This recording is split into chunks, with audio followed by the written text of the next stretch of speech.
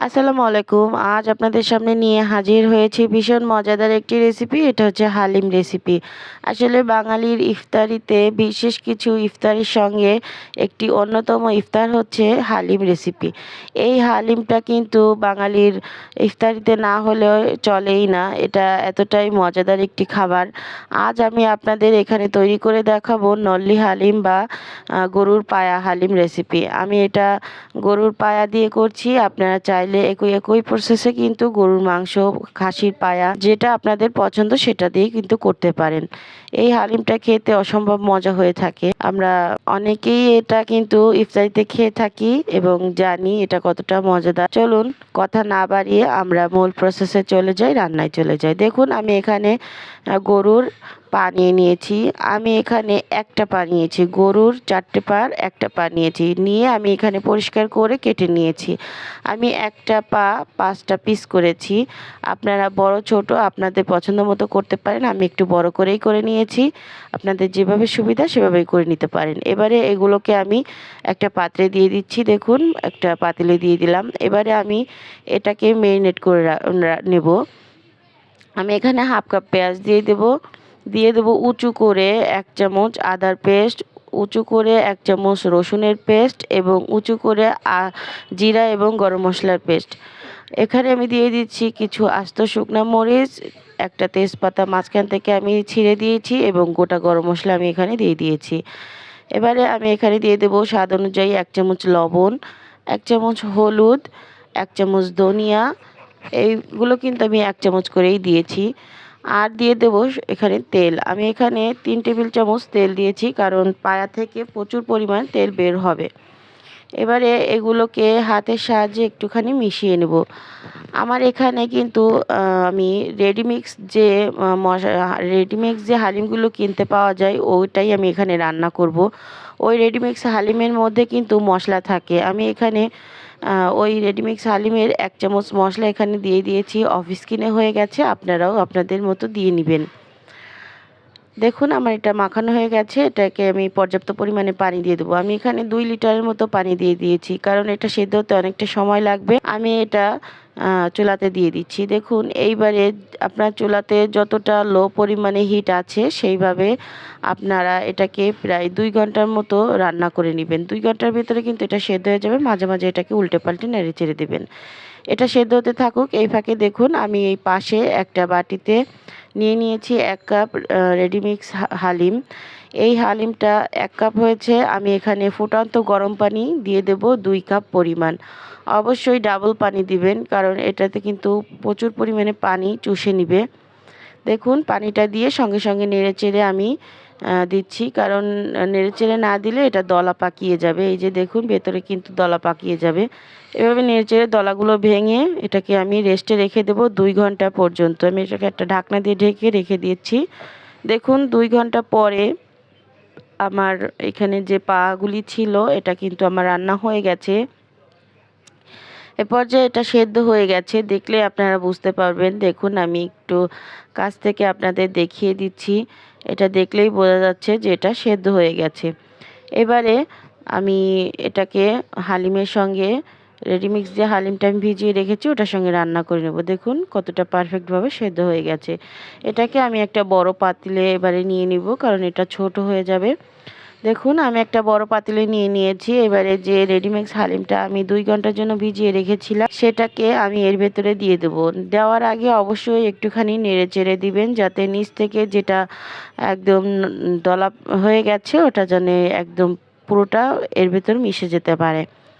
দেখুন এটা দিয়ে একদম হাই হিটে জাল করতে হবে। এটাকে দিয়ে হালিমের মিক্সটাকে দিয়ে আমি নেড়েচেড়ে দিলাম। নেড়েচেড়ে দেওয়ার পরে যে রেডি মিক্সের যে মশলাটা থাকে ওই মশলার আরও 1 চামচ মশলা আমি এই পর্যায়ে আবারও দিয়ে দেব। আমি যখন পা মেখেছিলাম তখন 1 চামচ দিয়েছিলাম, আর এখন আমি আরও 1 চামচ দিয়ে দিলাম।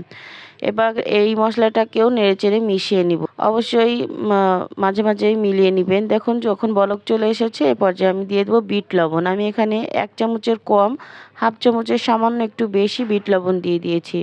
বিট লবণটা এটা কিন্তু শুধুমাত্র ডালের জন্য, কারণ পাতে কিন্তু আমি অলরেডি আগে থেকেই লবণ দিয়েছিলাম। এটা আমি ডালের জন্য দিলাম। দেখুন যখন ডালটা এভাবে কিছুক্ষণ রান্না করার পর একটু ঘন হয়ে যাবে তখন আমি এখানে দিয়ে দিব 3 কাপ গরম ফুটন্ত পানি। অবশ্যই গরম ফুটন্ত পানি এখানে দিবেন। দিয়ে নেড়েচেড়ে মিশিয়ে নিব। এই যে চাল ডালের যে রেডি মিক্সটা আমরা এখানে ব্যবহার করেছি হালিমের, এটা কিন্তু সেদ্ধ হতে অনেকটা সময় লাগবে। এজন্য একটু বেশি করে পানি দিবেন। আর এটাকে একদম লো আঁচে আমি এখানে 1 ঘন্টা রান্না করব। অনেকেই আছেন 1 ঘন্টা রান্না করে না, 25 থেকে 30 মিনিট 45 মিনিট রান্না করেই ভাবে যে এটা হয়ে গেছে। আসলে কিন্তু না, এটা হয় না। কারণ রেডিমিক্সের যে চাল ডালের যে মিশ্রণটা থাকে ওটা কিন্তু দেখতে মনে হয় হয়ে গেছে, কিন্তু যখন আপনি হাতে একটা চাপ দিবেন তখন কিন্তু দেখবেন হাতে চাপ দেওয়ার পরে কিছু একটা বিচি বিচি ভাব থেকেই যায়। এটা যদি একদম লো আঁচে আপনি 1 ঘন্টা যাবত এটা রান্না করেন তাহলে কিন্তু ওই বিচি ভাবটা আর থাকবে না, একদম পারফেক্টভাবে সেদ্ধ হয়ে যাবে এবং আপনার যে হালিমের টেস্টটা ওটাও আপনি ভালো করে পাবেন। দেখুন আমি কিন্তু প্রায় 35 থেকে 40 মিনিট পরে আপনাদের এই যে দেখাচ্ছি। দেখুন আমি একটা দানা নিলাম, নেওয়ার পরে যে আঙুলে চাপ দিলে কিন্তু এতে একটা বিচি বিচি ভাব থাকছে। আপনারা দেখে বুঝতে পারছেন কি না আমি জানি না, কিন্তু দেখুন এই যে বিচি বিচি একটা ভাব থাকছে। এজন্য কিন্তু অবশ্যই এটাকে লো হিটে, একদম লো হিটে 1 ঘন্টা আমি রান্না করে নেব। আপনারাও এভাবেই রান্না করে নেবেন, তাহলে কিন্তু হালিমের যে আসল যে টেস্ট এটা কিন্তু পাবেন। দেখুন এইভাবে আরও কিছুক্ষণ আমি রান্না করে নেব। এবারে আমি বাগারে চলে যাব।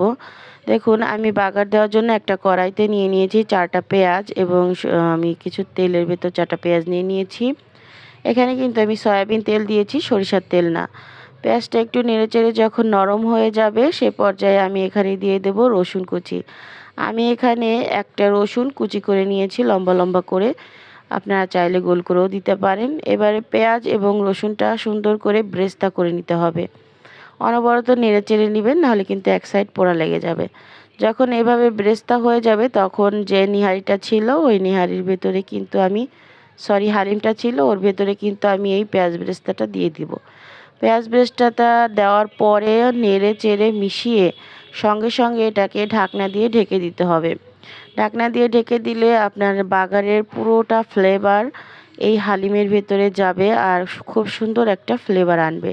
কিছুক্ষণ আমি এভাবে এটাকে জাল করে নিব একটু লো আঁচে, না হলে নিচ থেকে পোড়া লেগে যাবে, যেহেতু এটা অনেকটাই ঘন এবং থকথকে।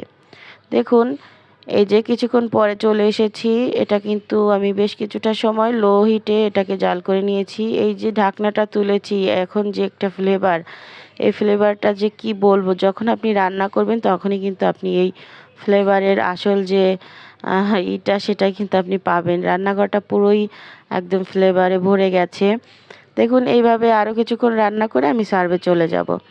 দেখুন আমার এখানে ঠান্ডা হয়ে গেছে, পুরোপুরি ঠান্ডা হয়ে গেছে। দেখুন কনসিস্টেন্সিটা খুব সুন্দরভাবে এটা কিন্তু পারফেক্ট মতোই হয়েছে। এর থেকে বেশি গাঢ় করা যাবে না, এ থেকে বেশি গাঢ় করলে কিন্তু খেতে ভালো লাগবে না। আমি এটা পরিবেশনের জন্য এখানে কিছু কেটে নিয়েছি। দেখুন আমি এখানে রেখেছি পেঁয়াজ বেরেস্তা, 2টা কাঁচামরিচ কুচি, কিছু ধনিয়া পাতা কুচি, শসা এবং আদার কুচি এবং লেবু। আপনারা আপনাদের পছন্দ মতো যে কোনোভাবে এটা পরিবেশন করে নিতে পারেন, আপনাদের যেটা ভালো লাগে। আমি কিন্তু এখানে এইভাবে পরিবেশন করে দিয়েছি। দেখুন আমি প্রথমে কিছু শসা দিয়েছি, তারপরে কাঁচামরিচ, তারপরে ধনিয়া পাতা, উপরে বেরেস্তা এবং আদার কুচি, এবং উপর থেকে আমি সাজিয়ে দেওয়ার জন্য কিছু লেবুর স্লাইস এখানে দিয়ে দিয়েছি। আপনাদের যদি আমার ভিডিওটা একটুও ভালো লেগে থাকে অবশ্যই একটি লাইক কমেন্ট শেয়ার করবেন এবং আমার চ্যানেলটি সাবস্ক্রাইব করে রাখবেন। অবশ্যই বেল আইকনটি বাজিয়ে দেবেন যাতে যখন যে ভিডিও ছাড়ি আপনাদের কাছে নোটিফিকেশন চলে যেতে পারে। আসসালামু আলাইকুম।